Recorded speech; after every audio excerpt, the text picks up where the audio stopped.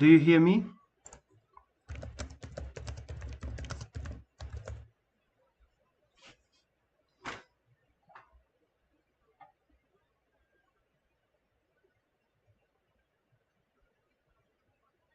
Morning, everybody.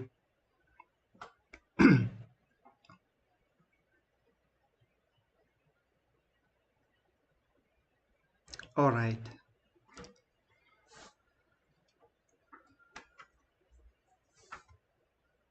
Morning.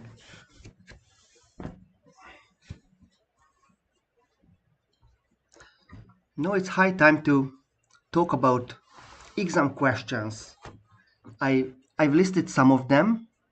You can see here, and of course, I will also send it to you. But at first, let's go through what we learned this year and what can be a good question in the exam. Now it seems the exam will be online, so technically, this is a list. I will pick up 5 or 10, depending on the complexity of the question, and you will answer it. You will get 60-90 minutes. I don't want to see my sentences in the answer, so choose questions what you can answer with your words. Let's go through it. The SI units are basic, so I won't ask it. The first one what I can ask is, what is the coordinate system? Why is it why is it that important in the physics? Since we want to learn about displacement, velocity, acceleration, all these quantities needs a coordinate system.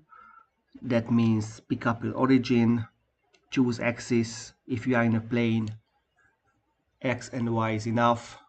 If you are in 3D, you have to use a z. There is some rules how to set up a coordinate system.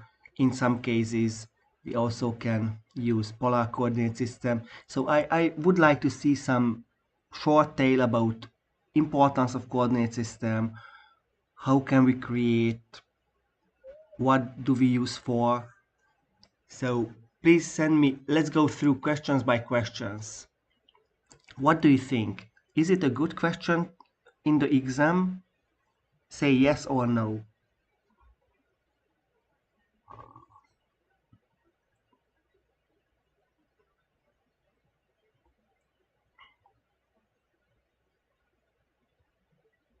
All right. Position in the coordinate system. Do you remember? So if you have a point here, I think you can see my mouse. If you have a point here, the coordinates, the position is nothing else, just the projection to x and the projection to y. So position in coordinate system, if you have a point, just pick up your phone or put your phone on your table, and if you choose a coordinate system in your room, the position of your phone can be represented by 3 numbers: the x projection, y projection, and z projection. So also this is not a few words, just x, y, z. I also want to hear the whole tale. Distance and displacement. Oops. Here we talked about 1D, but I think you can extend it to 3D. If we have a coordinate system, which is an origin, axis, scratches, meter, and so on, the displacement is final position minus initial position. Alright, so I won't ask one by one which is good, so please let me know if you feel uncomfortable with one of these questions. So I will tell you what I expect as an answer. So position, displacement, distance. You can also add examples.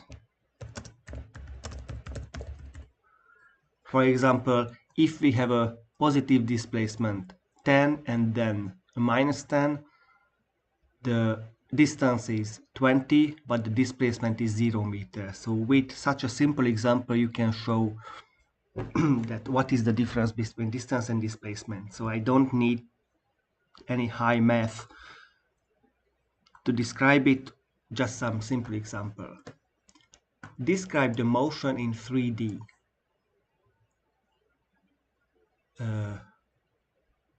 That's something, wait a bit, oh, it's not here.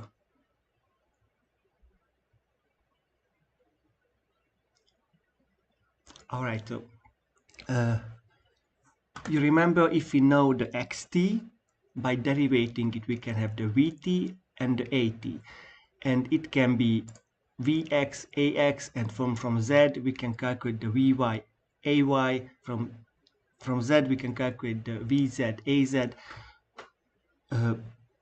Just describe, or even you can solve one example you solved in the test one. How can we have the acceleration from the displacement?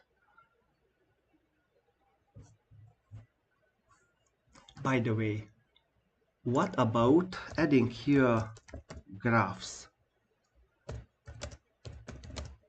How can we represent the motion with graphs? This is what I mean. The x-axis in this case, the horizontal axis is the time, the vertical axis is the x-coordinate, for example, and the motion can be represented by a graph that said for every time where is the particle. So describing the full 3D motion, we need xt, yt, and zt.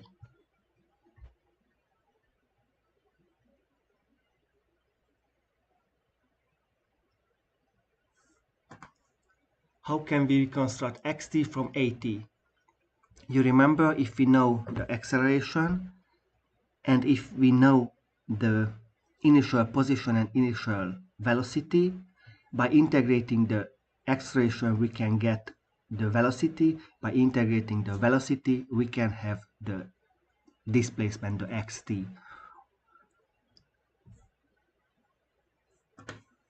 But I think I should have, just a minute, I should have some example here.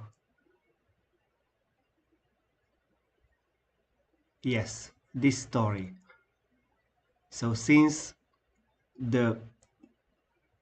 and that's true for x, vx, ax, and y, vy, ay, z, vz, az.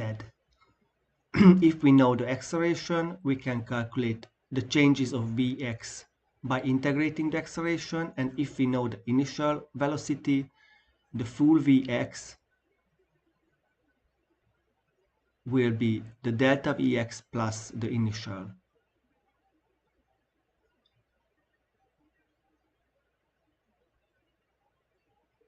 And if we know the velocity, it's here. By integrating, we can have the displacement, and if we know the displacement plus the boundary condition, we can have the full xt. We can get graphs, velocity, acceleration. The question is, what does the graph represent? Just a minute.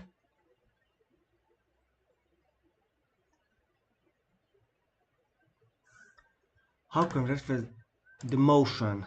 So as answer, I would like to see, like, in 3D we have x, y, z coordinate, and representing the motion is equivalent to add the x, t, y, t, z, t graph. And with these graphs, for every time you can determine the x, y, z, means for every time you can determine the position of the particle. That means describing the motion. So the graph is equivalent with the xt. Just this is a visual way to show the motion. Is it clear? Clear?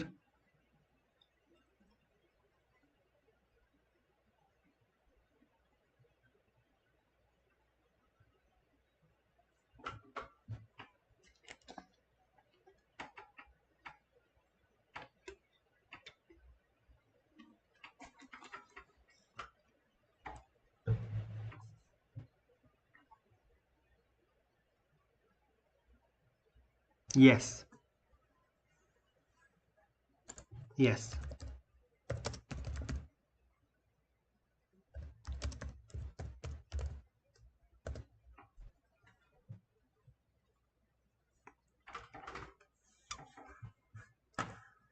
Oh, the graph of the motion is here.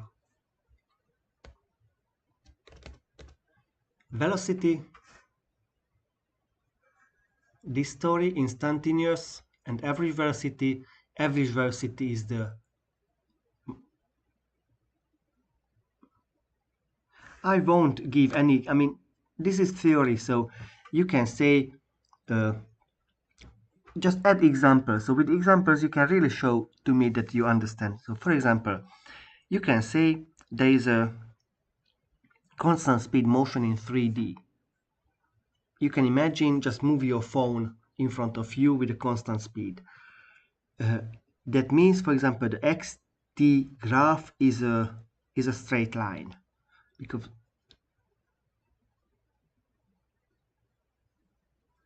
no need to describe.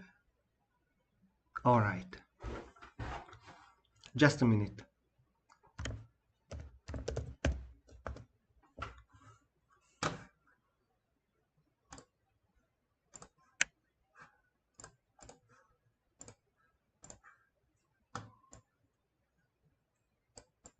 Graph question. So I have a coordinate system, x, y, z, and here I have a motion. I can't show the motion in time on a picture. I can just say that I move like this. So for example, I move on this xy plane, like look at one wall, and you will move here. What does it mean? You should create the 3 graph.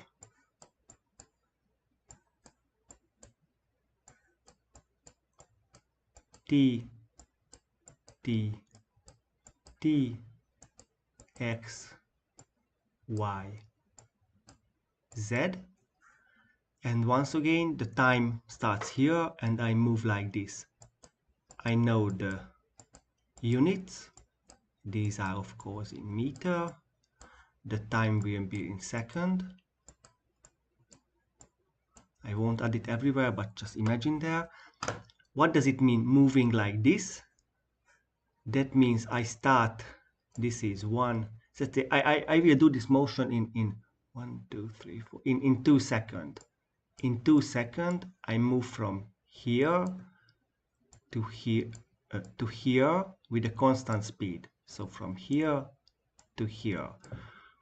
What does it mean in that one? 1, 2, 3, 4, 5, 0. At t equals 0, I'm here.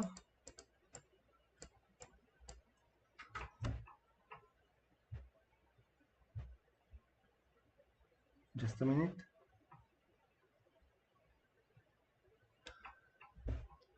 At t equals 0, I'm at 1 meter, and t equals 2, I'm at 5 meter. So this graph represents my motion, since for any time between 0 and 2, I can say where is it in x. What about y? For example, here we have at 3 meter. Since I do not change my position in y, that's a constant 0, 1, 2, that's a constant 3. if I move on this wall in the xy plane, my z coordinate is always 0. Therefore, my motion in z is just a line here. Of course, you can also add with equations like 2t plus 1 y t is 3 z t is 0, and so this is the motion. I can only explain that t equals 0, I'm here at 2 seconds and here, but I can show it in this graph. So no way to show it. I can create graph xt, yt, zt, or I can add equations. So the graph can somehow, it's equivalent with the equation, but it can really represent. So every second, so if I want to ask where is I'm in 1 second, I'm 1 second, I am 3, 3, 0. What about 0.5 second? At 0.5 second, I'm at 2, 3, 0. So for every time, I can give my position.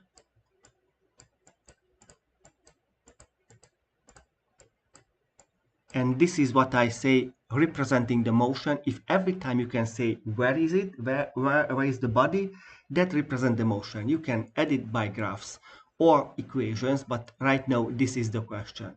So technically such a drawing and story I want to see and hear. Is it clear now?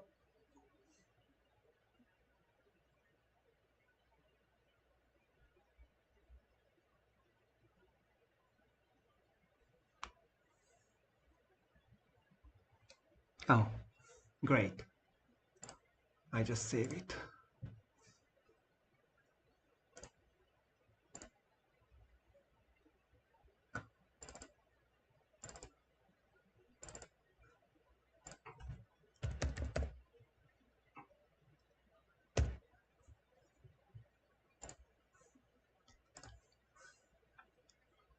Velocity average instantaneous, these stories again with your words, and acceleration is the same. Average acceleration, instantaneous acceleration. So these are shorter questions. You only have to say if we have vxt, by derivating the vxt we can get the axt. You can add longer tail if you want, but it's up to you. So you can only talk about the slope of the vxt function is the acceleration, but it's not a must.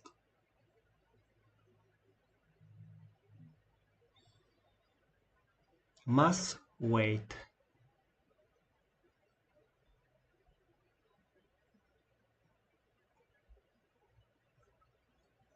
So the mass is a parameter for the object, which is in this Newton second equation is the m. So by words, if we have a force on the body, the acceleration, so the answer of the force, can be calculated by F over m, by dividing the external force by one parameter of the body, and this parameter is the mass. Of course, so you can use anything. If you can show me even different symbols, different equations, sure.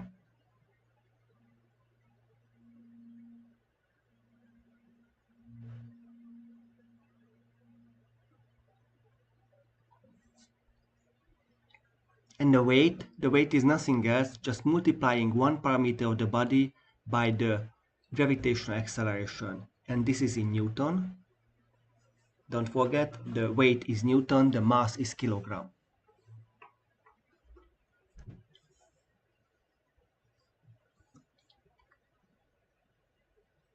Elastic, inelastic collision.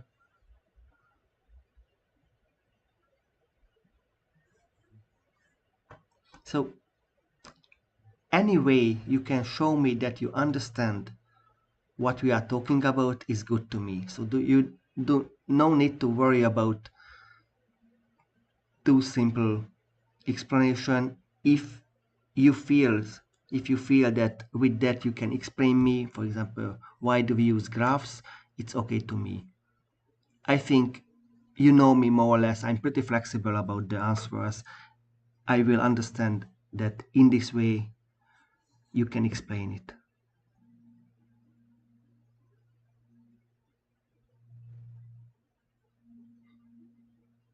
Elastic collision. So for elastic collision, energy and momentum conservation is a must. For inelastic only the momentum conservation. You can talk about swinging balls, why is a must, moving one ball on the left, causing only one moving ball on the right, because it's the will not check our paper strictly. I do not understand what do you mean check your paper strictly. If you mean I will be flexible enough, yes, that's true.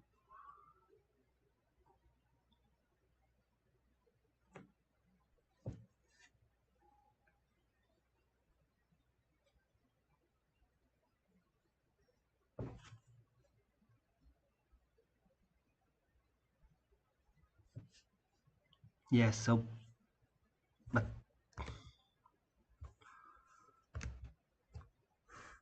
so if you say something that you move from here to there, I uh, I just want to ask you, yes, if it's clear enough, I will understand. So if you say I move from here to there, and you show me a graph like this,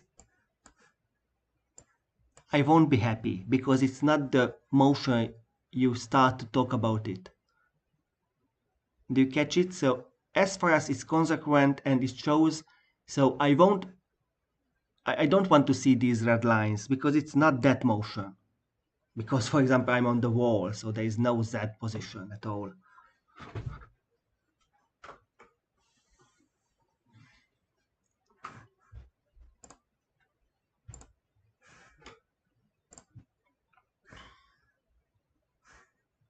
So short story about elastic and inelastic collisions. And by the way, the most important for this semester is the Newton's law because this is the kernel of the kinematics and dynamics. So try to understand the Newton laws.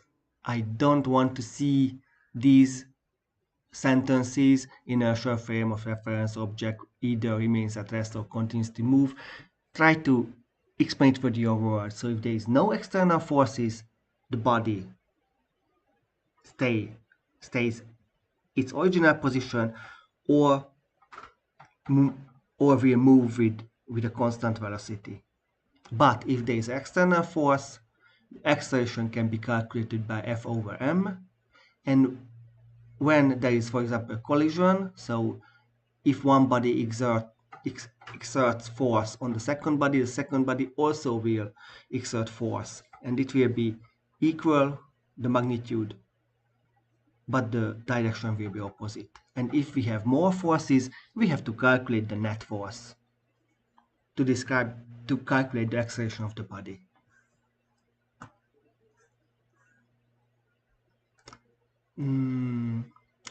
I think we didn't really talk a lot about uh, this fiction force, so I remove it.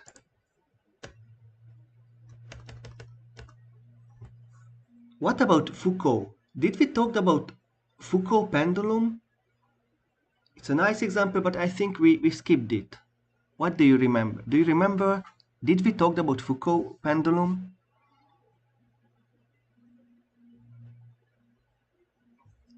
All right, let's forget it. Describe four forces like gravitational force, friction force, spring force, and if you know, for example, Coulomb force, just say something about, for example, the gravitational force equal to the mass times gravitational acceleration.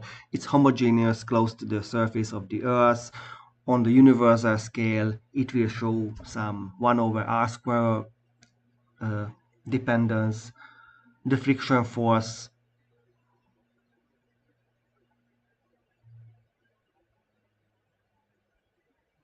Alright, so if you can describe, I mean, we're pretty sure we talked about spring force, gravitational force, and friction force. So if you can describe 3 forces, that's enough to me.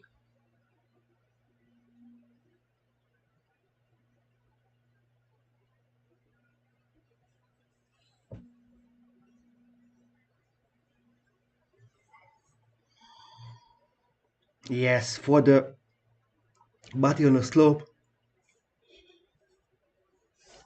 we calculated with friction force and gravitational force, and you also should know where is the, just a minute. Yes, the spring force is a constant times.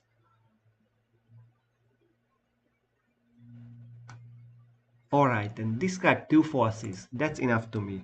Just explain something about. And this gravitational and friction was in the example of the slope.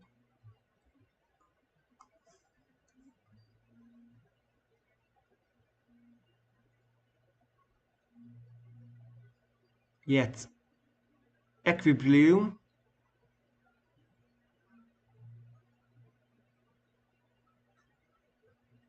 uh,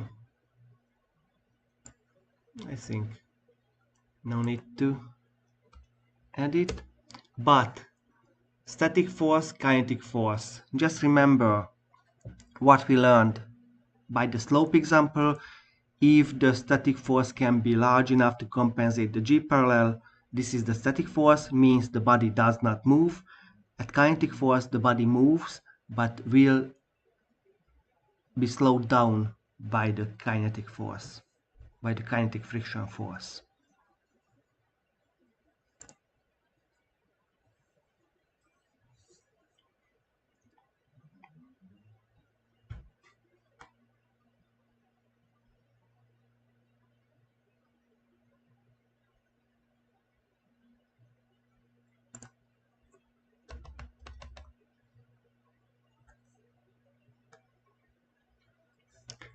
Atmospheric pressure, so this is the friction.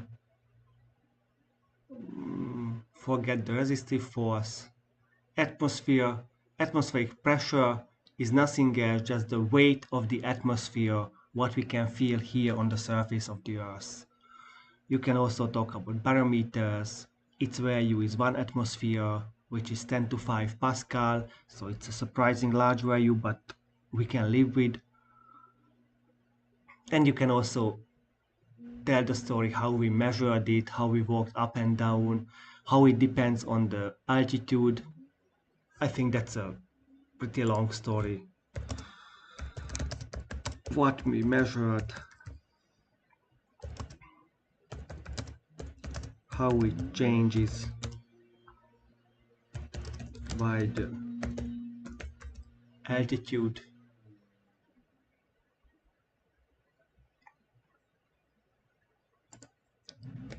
We skip the projectile motion.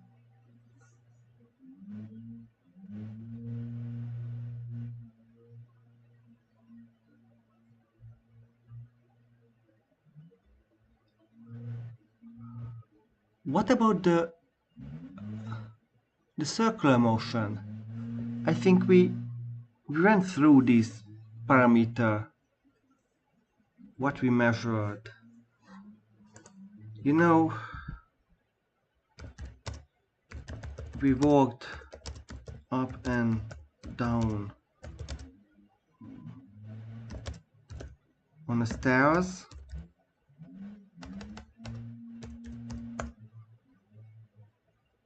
And measured the pressure.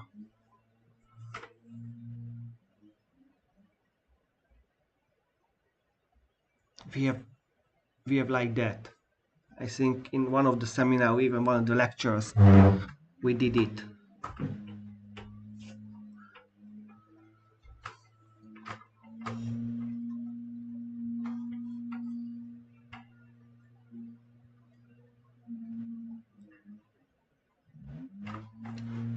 Of course, some of you weren't there, but you should ask the others, what was this experiment?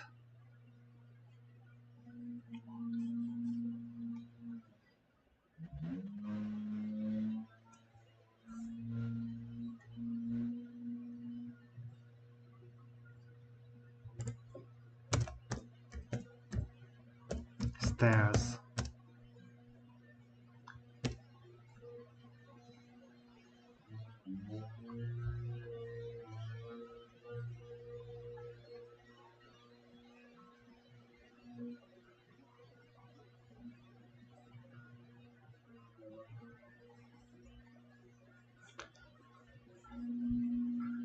So help me to remember, what did we learn about circular motion?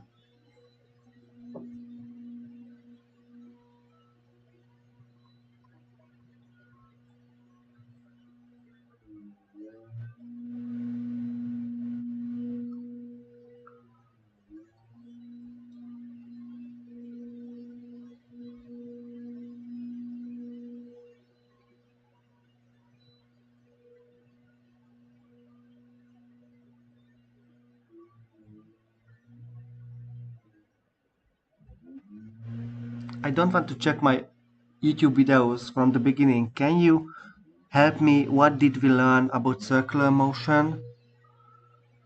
I think we went through angular displacement, angular velocity, angular acceleration, period time frequency. I think I can ask it, what does it mean, angular displacement? So technically here we have a 0, theta equals 0, and angular displacement nothing else, just what angle I moved from the origin.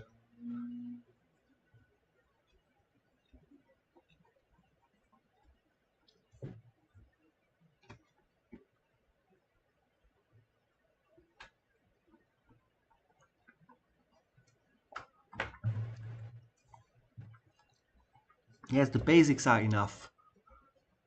Period time frequency. These 5 physical quantities should be known.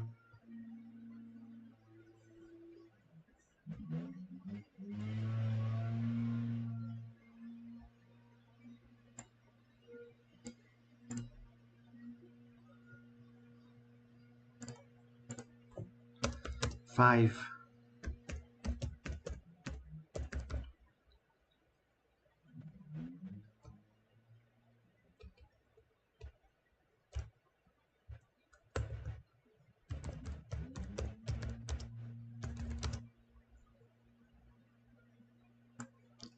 Did we talk about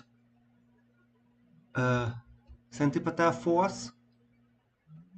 This story that even my speed is constant but my velocity changes since I'm on a circular path.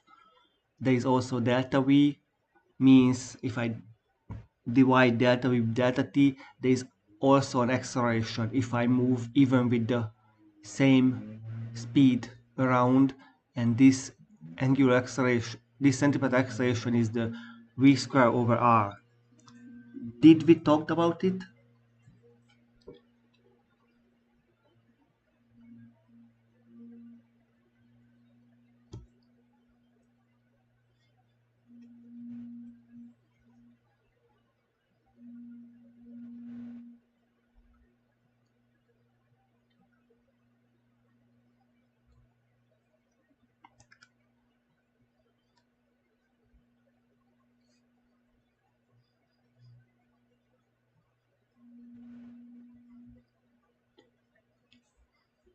All right.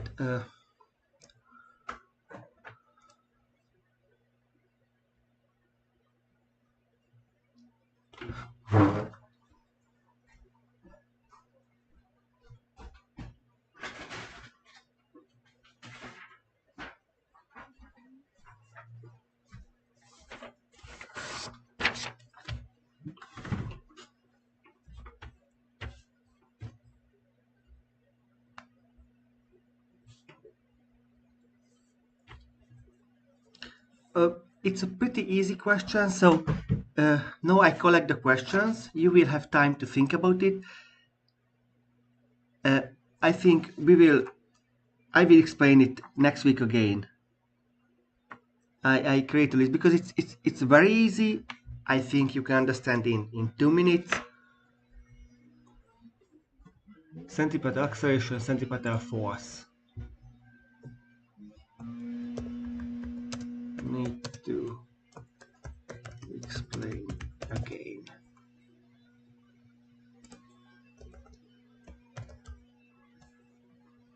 Work.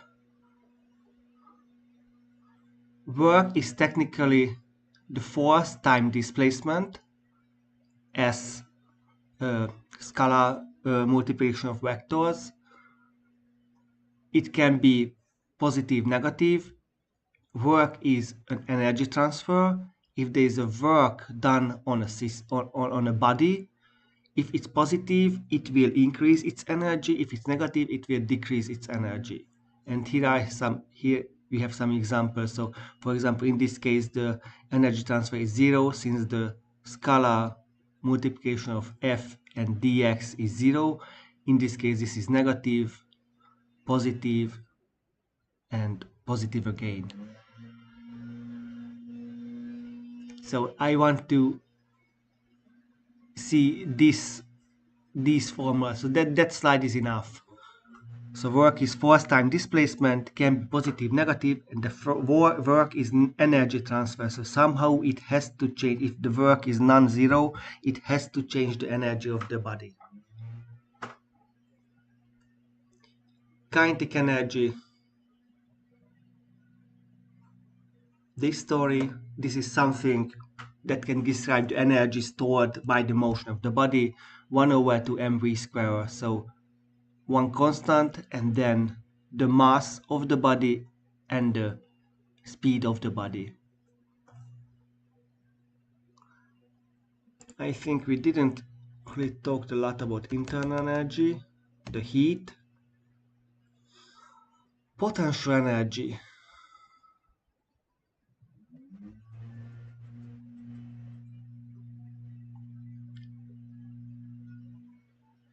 Did we talk about the energy stored,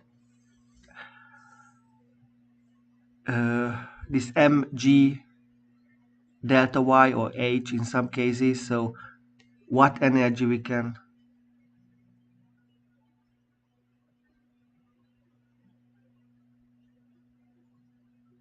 Yeah, so right now we are looking for good exam questions. So these are for exam, not for test, for the practical test.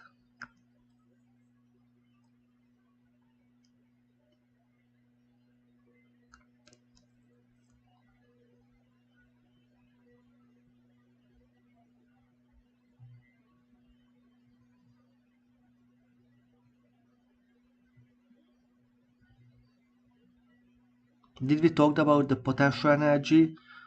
What energy is stored by only the position of a system, of the body? So if the zero level is the floor, what is the energy if I lift one body from 1 meter from the floor?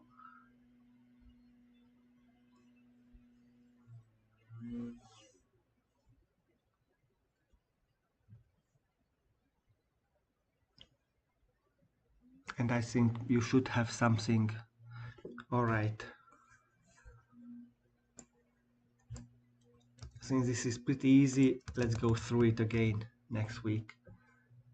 Conservative motion, Monica.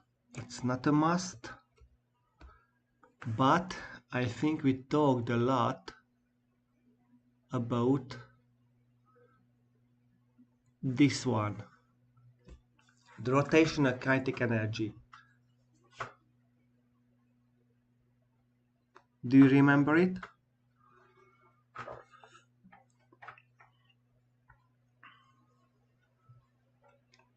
So you can start the story by kinetic energy is 1 over 2 mv square, but for rotation it's not too easy to calculate the speed of the body since it depends where I am. If the angular velocity is a constant, the v depends on the r, but I can reformulate this 1 over 2 mv square, and I can have a bit more complex formula, which is 1 over 2, something about the body. It's not only the mass, but also mass and the shape, a combination of mass and the shape.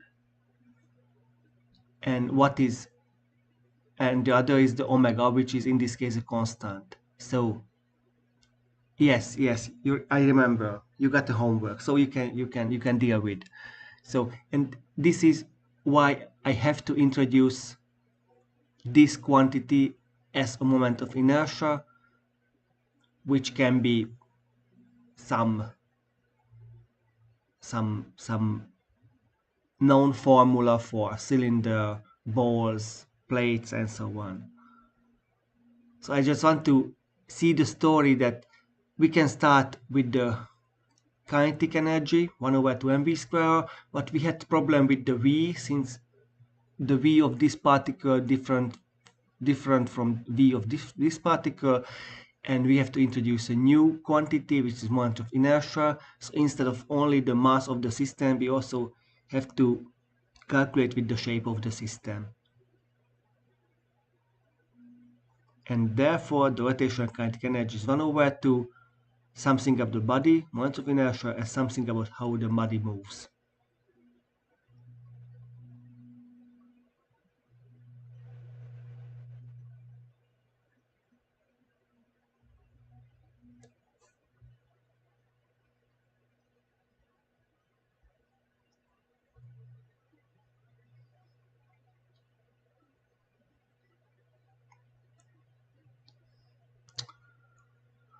All right.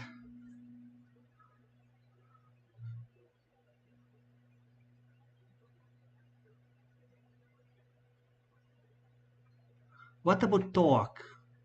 In one of the last seminars or lecture, I think we talked about torque and what is the so-called rotational form of the Newton's second law.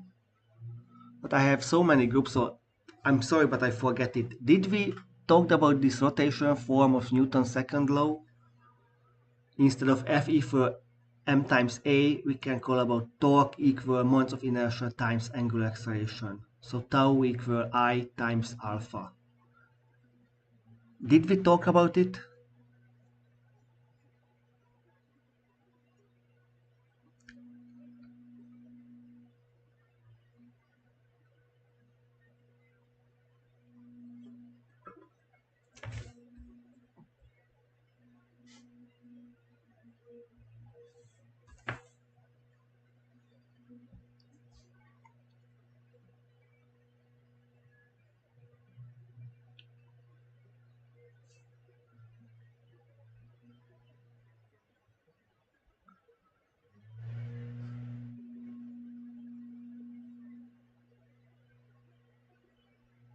Oh, great.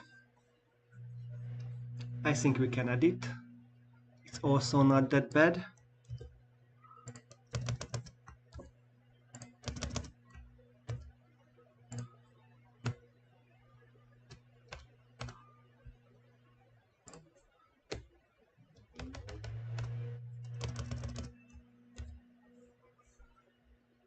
And finally, yes, we have a seesaw example. We will solve it tomorrow on the seminar, and I think with the simpler seesaw example, we have been in the online test alone.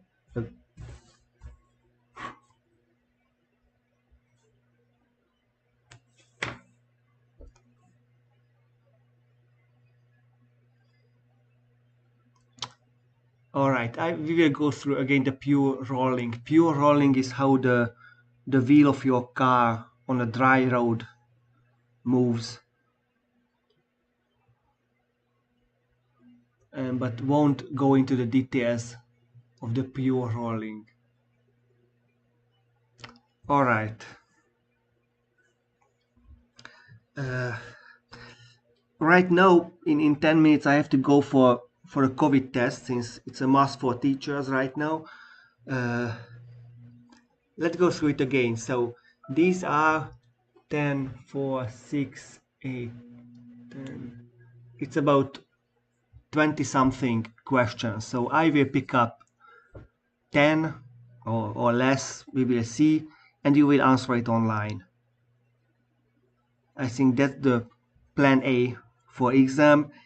If we can come to the university, you can do it also offline, but the question will be the same. Nobody knows whether you can come after 10th of December. Let's hope the best you can come, but if not, this afternoon. Is, is this for the lecture? Then we will also have the practice. For the practice tomorrow, we will solve the seesaw example, and that will be in the test 2. So these are for exams. Seesaw, this one, what you can see on the screen.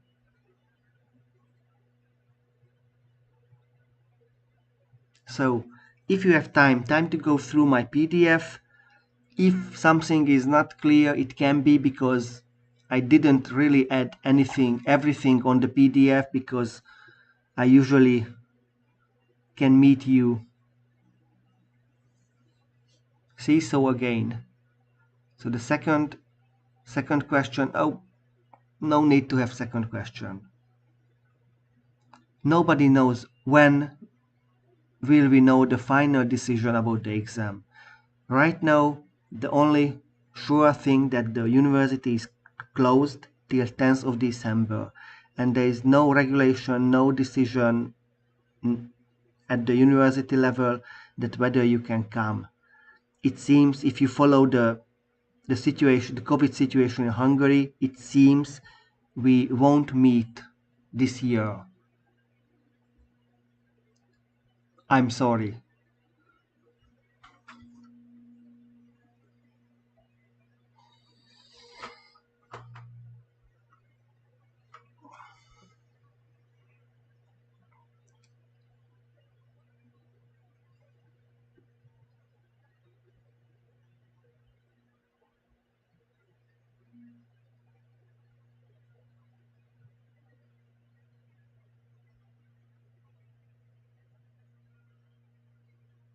Not yet. I will wait for the second test, and if the two test was not that successful, I will find your assignment and I will use it for finding some extra uh,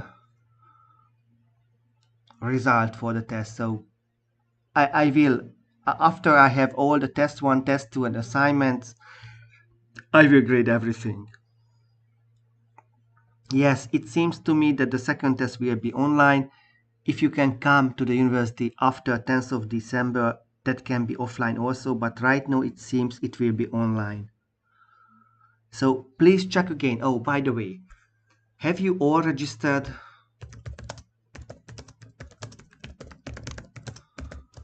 to the e-learning system, to the Moodle?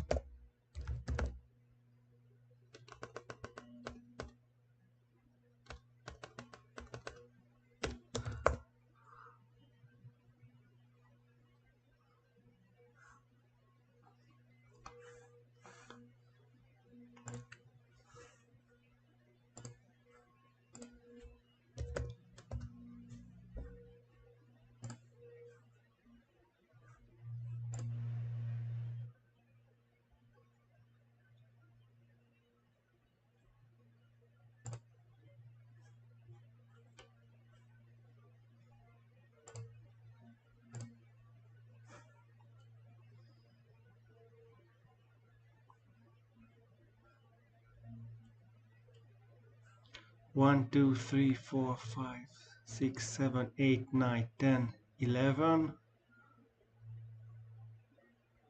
12. I don't see all of you.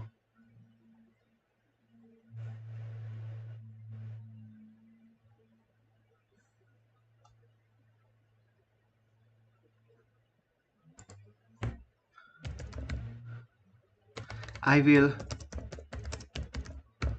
grade the test 1, test 2, and the homework.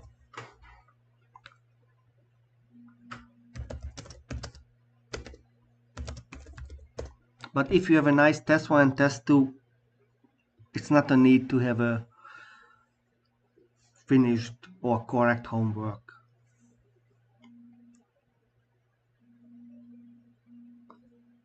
Most of you already registered for the e-learning, since the online test and the online exam will be on this Moodle system.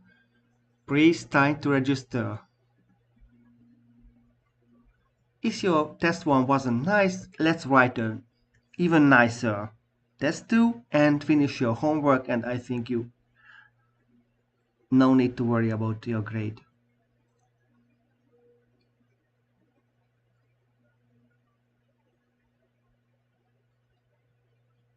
Once again, do you see yourself on this list? If not, try to register.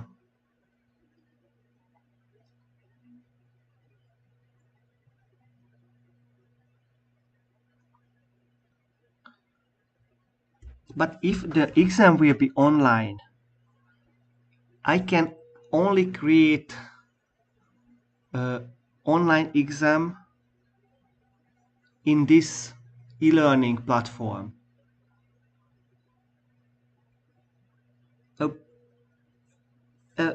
I only see the teacher. I only see what the teacher can see. So, telling the truth, I set up that if you are in the Neptune, if you go here, oh, thanks. So, the others, can you answer the question how to register to this Moodle? These are pretty simple, but I forget it how to log in as a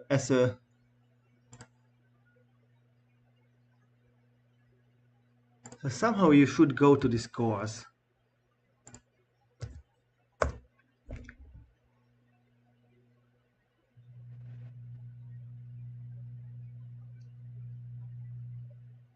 Yes, so it, yes, thanks.